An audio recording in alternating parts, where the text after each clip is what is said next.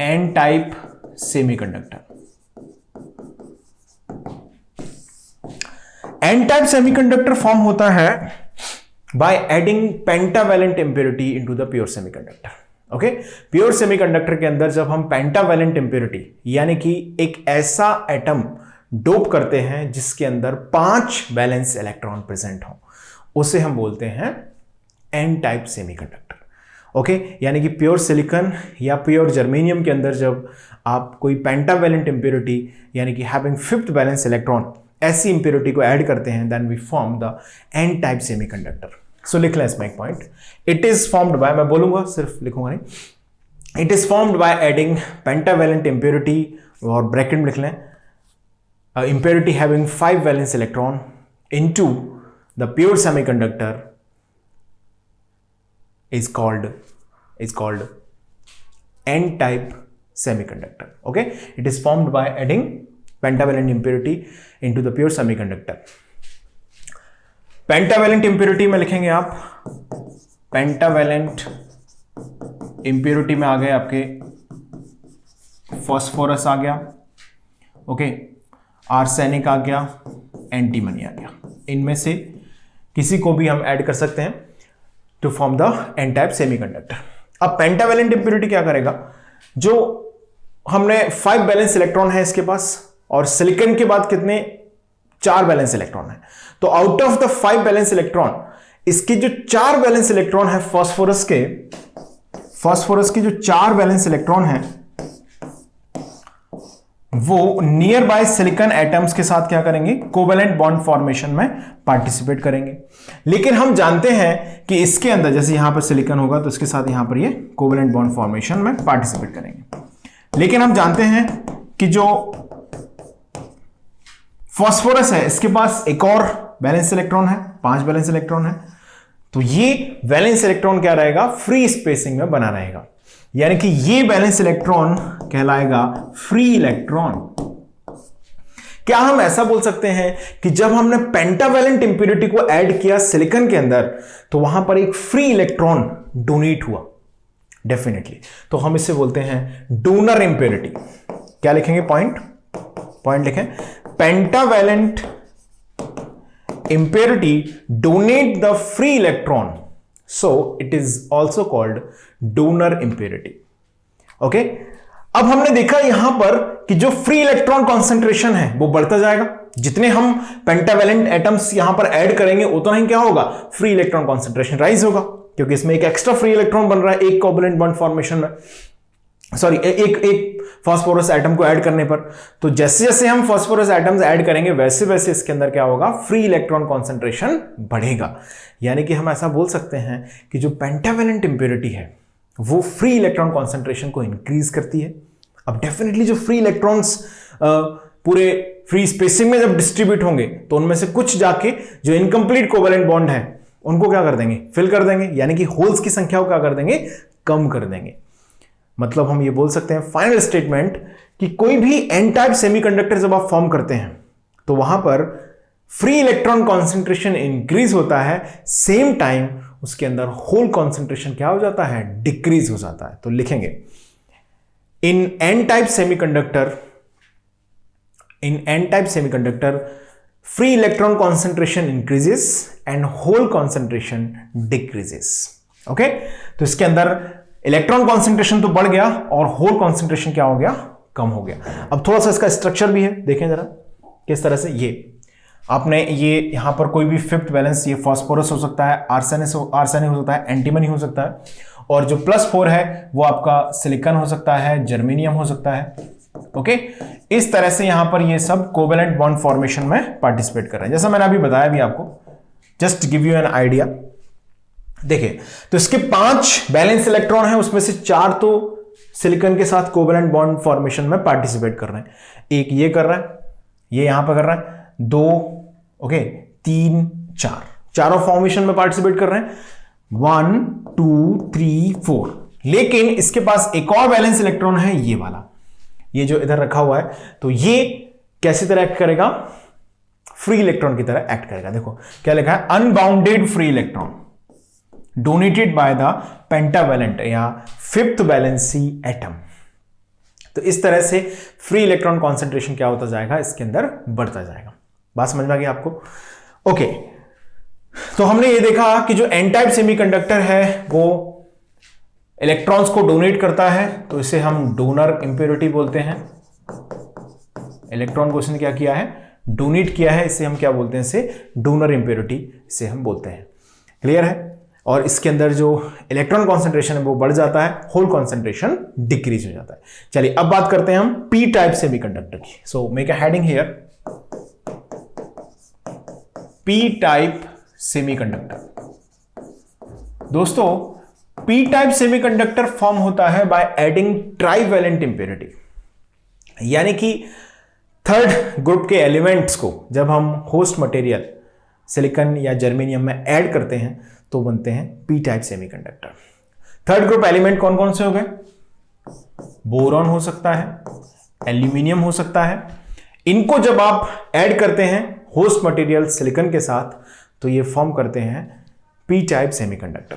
जब हम third group element को ऐड करते हैं जिसके अंदर हम जानते हैं 3 बैलेंस इलेक्ट्रॉन है, यानी कि आपने बोरॉन एटम को ऐड किया, इसके अंदर कितने बैलेंस इलेक्ट्रॉन है? 3 बैलेंस इलेक्ट्रॉन है। तो ये तीनों जो हैं वो कोवैलेंट बॉन्ड फॉर्मेशन में पार्टिसिपेट करेंगे with near by silicon atom. इस तरह से समझ पा रहे हो? With near by silicon atom. लेकिन आपको मालूम है सिलिकॉन की वैलेंसी कितनी है? 4 है। तो ऑब्वियसली यहां पर एक जो कोवैलेंट बॉन्ड है, क्योंकि crystal structure has to be form definitely, तो एक जो कोवैलेंट बॉन्ड है सिलिकॉन के साथ वो फॉर्म नहीं होगा, तो वो इनकंप्लीट कोवैलेंट बॉन्ड क्या करेगा? वो होल है basically, incomplete covalent bond, covalent bond, या हम इसे क्या बोल सकते हैं? होल। क्या हम ऐसा बोल सकते हैं कि हम जब ट्राइवेलेंट इंप्योरिटी को ऐड करते हैं सेमीकंडक्टर के अंदर, प्योर सेमीकंडक्टर के अंदर, तो होल कॉन्सेंट्रेशन इंक्रीज हो जाता है? डेफिनेटली। सो ट्राइवेलेंट इंप्योरिटी या थर्ड वैलेंस एलिमेंट्स को जब ऐड करते हैं प्योर सेमीकंडक्टर में तो बनते हैं पी टाइप सेमीकंडक्टर। लिखेंगे it is formed by adding trivalent impurity और थर्ड ग्रुप एलिमेंट और element having 3 valence electron added to the pure semiconductor. Okay, by adding trivalent impurity, whole concentration increases and free electron concentration decreases. Next point लिखें, trivalent atom forms 3 complete covalent bond with the nearby silicon atoms and 4th covalent bond remains incomplete. That incomplete covalent bond is called hole. Hence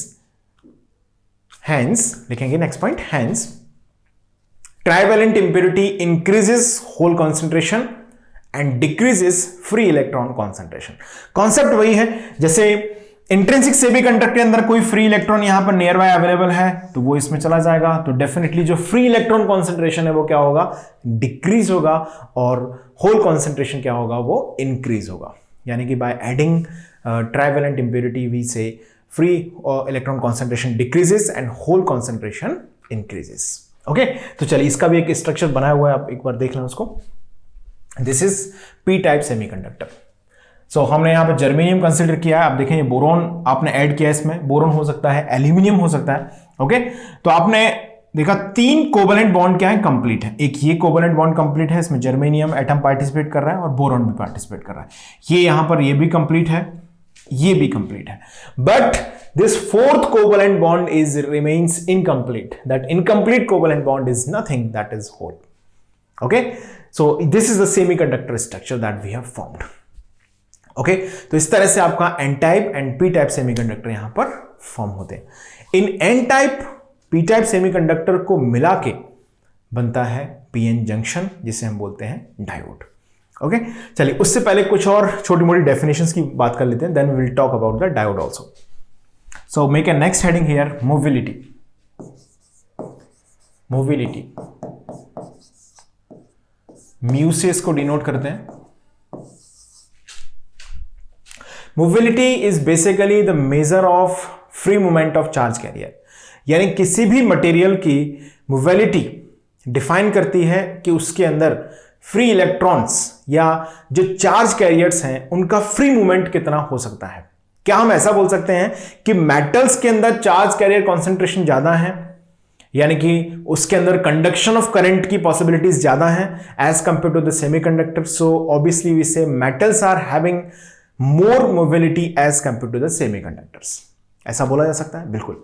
अब semiconductors में भी अगर हम comparison करें N type semiconductor P type semiconductors में, तो आप observe करेंगे कि जो एन टाइप सेमीकंडक्टर है या जो म्यू एन है वो ज्यादा होता है और म्यू ऑफ द पी जो होता है वो कम होता है। क्लियर है? यानी कि फ्री इलेक्ट्रॉन्स का मोबिलिटी ज्यादा होती है और होल्स की मोबिलिटी क्या होती है? कम होती है। सो लिखेंगे it is a measure of free movement of charge carriers.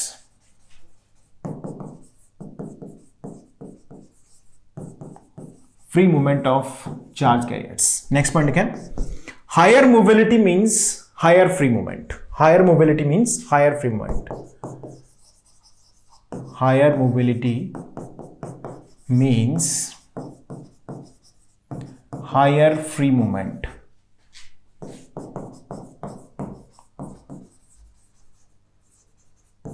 Higher free movement. Next point add कर देंगे इसमें, mu n is greater than mu p, where mu n define कर रहा है क्या? मोबिलिटी ऑफ फ्री इलेक्ट्रॉन, और mu p यहां पर डिफाइन करता है mobility of holes. Mobility of holes, यानी कि फ्री इलेक्ट्रॉन्स की मोबिलिटी होल्स से ज्यादा होती है। ऐसा क्यों है? Holes is what? Basically incomplete covalent bond. अब इनकम्प्लीट कोवैलेंट बॉन्ड के अंदर जो कंडक्शन है that is caused by the bound electron, क्योंकि बाउंड इलेक्ट्रॉन एक कोवैलेंट बॉन्ड से दूसरे कोवैलेंट बॉन्ड में पहुंचता है, वही मूवमेंट डिफाइन कर रहा है होल्स का मूवमेंट। तो ऑब्वियस है कि जो बाउंड इलेक्ट्रॉन है वो उतना फ्री नहीं है जितना फ्री इलेक्ट्रॉन है मूव करने के लिए। So obviously the mobility of electron will be greater than the mobility of holes. बात समझ में आ गई? चलिए अब छोटी मोटी एक दो डेफिनेशन की बात और कर लेते हैं। नेक्स्ट हेडिंग करें current in semiconductor. Current in semiconductor. Current in semiconductor. दो तरह के करंट फ्लो होते हैं सेमीकंडक्टर के अंदर, drift current and diffusion current. तो वेरी ब्रीफली मैं इनके बारे में बात करूंगा। ड्रिफ्ट करंट,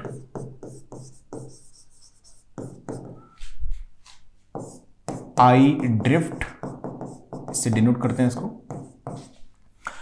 एंड दूसरा है डिफ्यूजन करंट। समझते हैं ड्रिफ्ट करंट क्या है। देखिए, जब भी हम सेमीकंडक्टर पर, चाहे वो इंट्रिंसिक सेमीकंडक्टर हो या वो एक्सट्रिंसिक सेमीकंडक्टर हो, जब भी आप इलेक्ट्रिक फील्ड अप्लाई करते हैं और वो एक रूम टेम्परेचर पर जब सेमीकंडक्टर है और आपने इलेक्ट्रिक फील्ड अप्लाई किया तो उसके अंदर फ्लो ऑफ करंट होगा डेफिनेटली, ओके, क्योंकि चार्ज कैरियर्स प्रेजेंट है, उन पर रिपल्सन फोर्स लगेगा, मूव करना स्टार्ट कर देंगे।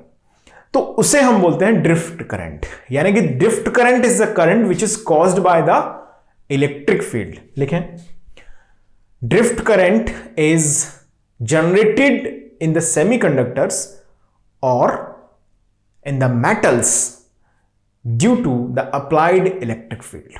यानी कि ये सेमीकंडक्टर के अंदर भी होते हैं और जो मेटल है उनके अंदर भी ये फ्लो हो सकता है, क्योंकि डेफिनेटली जहां भी चार्ज कैरियर्स हैं आपने इलेक्ट्रिक फील्ड अप्लाई किया, चार्ज कैरियर्स मूव करना स्टार्ट कर देंगे। सो उसे हम बोलते हैं drift current.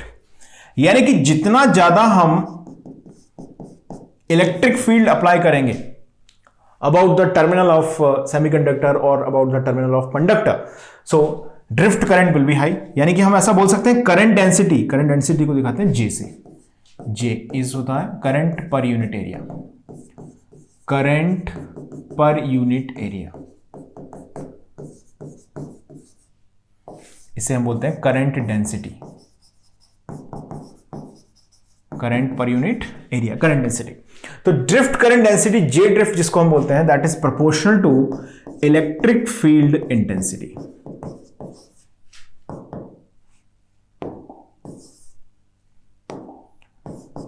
That is proportional to electric field intensity. यानी कि हम ऐसे लिखेंगे इसको, J drift is equal to, यहां पर आएगा सिग्मा ई। ओके, और सिग्मा क्या डिफाइन कर रहा है यहां पर, उस पर्टिकुलर मटेरियल की कंडक्टिविटी को डिफाइन कर रहा है सिग्मा। सिग्मा की वैल्यू अगर आप ऐसे लिख सकते हैं फॉर सेमीकंडक्टर, अगर हम देखें तो N I into mu N plus mu P into small ई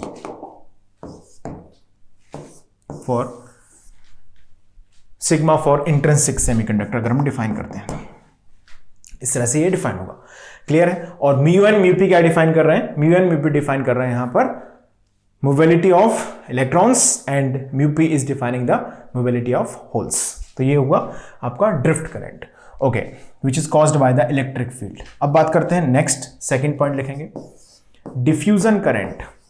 इसके नाम से हमें थोड़ा सा अंदाजा लगाना चाहिए, something which is caused by diffuse, okay, यानी कि कॉन्सेंट्रेशन ग्रेडियंट या कॉन्सेंट्रेशन डिफरेंस की वजह से जो करंट फ्लो होता है उसे हम बोलते हैं डिफ्यूजन करंट। समझते हैं जरा इसको। जैसे हमने कंसिडर किया कि ये एक सेमीकंडक्टर स्ट्रक्चर है, दिस इज ओके। अब इसमें हमने दो सेक्शंस कंसिडर किए।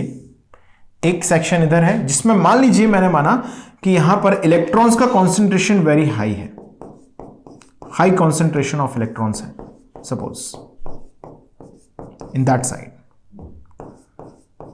ओके, इलेक्ट्रॉन का कॉन्सेंट्रेशन क्या है, वेरी हाई है, सपोज दैट।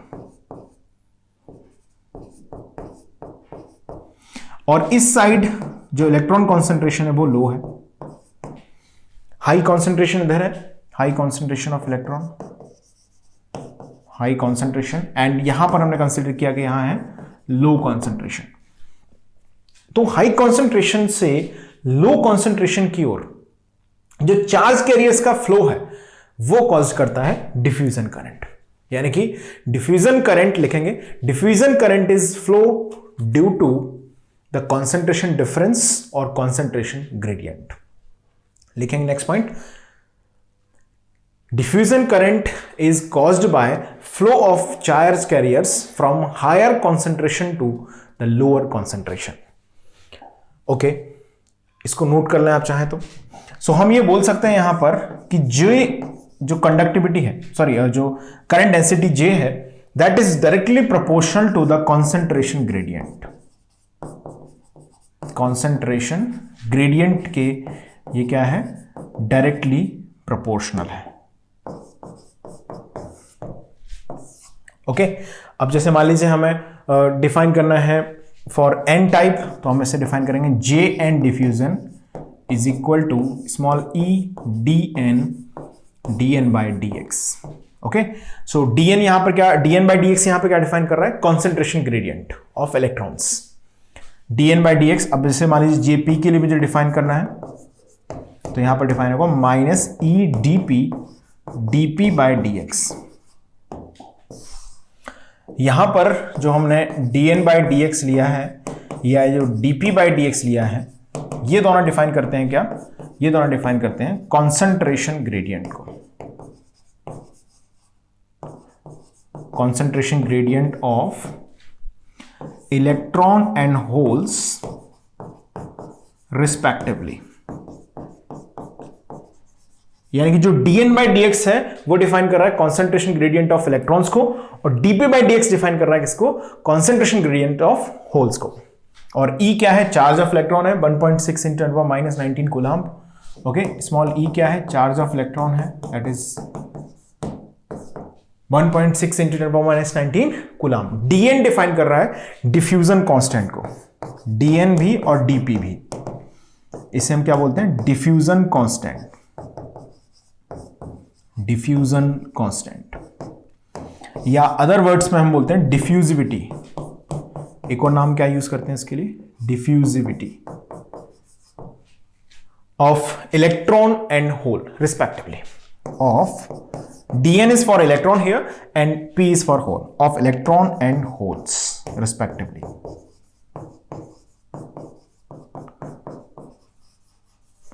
ये हमने यहां पर डिफाइन किया। Okay, Jn diffusion small e dn dn by dx, Jp diffusion minus e dp dp by dx। अब ये फॉर्मूले डिराइव भी किए जाते हैं but we don't required it here. इतना जान लेना यहां पर पर्याप्त है। ओके, चलिए अब इसमें एक छोटा सा नोट पॉइंट ऐड कर लेते हैं। 2 नोट पॉइंट मैं लिखाता हूं आपको। फर्स्ट लिखेंगे, first one, relation between mu and D, यानी कि जो डिफ्यूजन कांस्टेंट है वो और mobility. Mobility is what? Mobility is a measure of free movement. Okay, but mobility define करता है in the sense of applied electric field, क्योंकि जब हमने जे ड्रिफ्ट डिफाइन किया तो वहां पर एज अ कांस्टेंट हमने म्यू एन को इन्वॉल्व किया या म्यू पी को इन्वॉल्व किया। ओके, लेकिन जब हम डिफाइन करते हैं डिफ्यूजन करंट तो हमने एज अ कांस्टेंट किसको इन्वॉल्व किया? डीएन डीपी को इन्वॉल्व किया, यानी कि डी को इन्वॉल्व किया। तो डिफ्यूजिविटी का भी यही मेजर है। डिफ्यूजिविटी भी क्या करती है? It's a measure of free movement.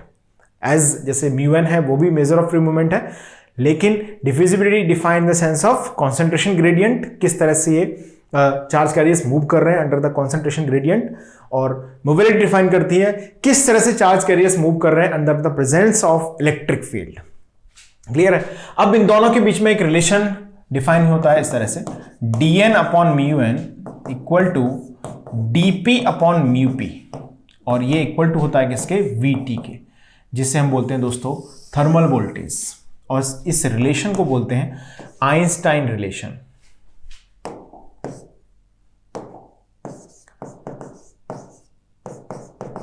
Einstein relation, dn upon mu N is equal to dp upon mu P, और जो vt है वो डिफाइन करता है thermal voltage. Okay, thermal voltage. बात करते हैं इसकी नोट नंबर 2 में। ये हो गया आपका नोट नंबर 1। नेक्स्ट हम बात कर लेते हैं नोट 2 की, thermal voltage. Thermal voltage VT, ये BGT में भी यूज होगा, डायोड में भी यूज होगा, सो समझ लेते हैं थोड़ा सा इसको। VT डिफाइन होता है टेम्परेचर से, इसको रिलेट करते हैं थर्मल वोल्टेज को। समझें किस तरह से, VT equal to T upon 11,600। This is a relation between thermal voltage and the temperature, capital T। T define कर रहा है यहां पर टेम्परेचर इन केल्विन। समझिए क्या मतलब है।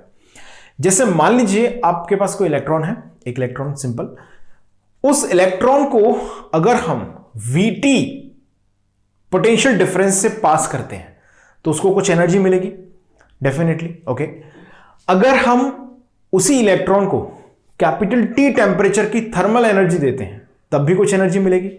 Okay, so capital T is the temperature जिसकी हमने थर्मल एनर्जी प्रोवाइड की, VT is the potential difference through which we have applied the thermal, we have given energy to the electron.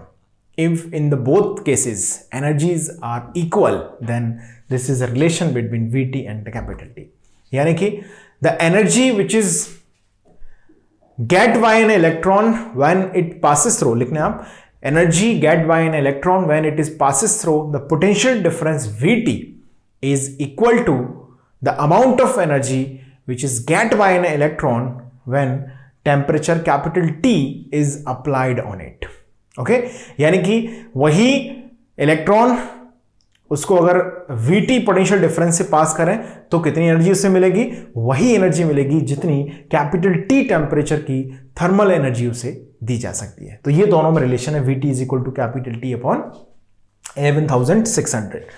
अब generally हम capital T को मान लेते हैं room temperature, if T is equal to 300 degree kelvin, जिसका मतलब होता है दोस्तों रूम टेम्परेचर। तो रूम टेम्परेचर पर अगर आप सॉल्व करेंगे इसको तो VT की वैल्यू अबाउट आती है 26 मिलीवोल्ट। कुछ बुक्स में आप देखेंगे इसे 25 मिलीवोल्ट भी बोल देते हैं, तो कोई कंट्रोवर्सी नहीं है, आप 26 मिलीवोल्ट ले सकते हैं जब गिवन नहीं है VT की वैल्यू। आगे चल के डायोड इक्वेशन में इसका इस्तेमाल होगा। तो जब भी आपको थर्मल वोल्टेज गिवन नहीं होता है तब हम VT को क्या मान के चलते हैं? 26 मिलीवोल्ट मान के चलते हैं।